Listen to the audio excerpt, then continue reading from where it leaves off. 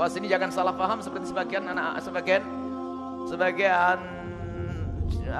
kaum muslimin di kampung-kampung itu mengira kalau nyembelih korban itu seperti haji setahun seumur hidup. Nah, ini adalah salah, dan salah yang sudah kaprah sehingga susah dibenahi, sehingga di kampung-kampung orang itu sedikit sekali yang berkorban karena merasa sudah berkorban tahun yang lalu, 10 tahun yang lalu.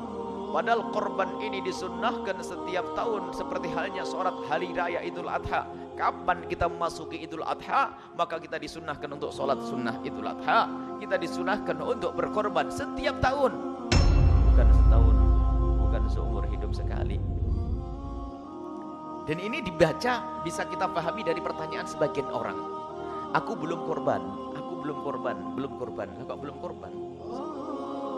Maknanya apa? Seumur hidup. Dia ngira seumur hidup. Kadang-kadang dibarengi, mana yang lebih didahulukan antara korban dengan akikah? Ini menunjukkan kalau dia itu pemahamannya adalah korban itu seumur hidup sekali. Bukan korban setiap tahun, sunnah kita untuk korban.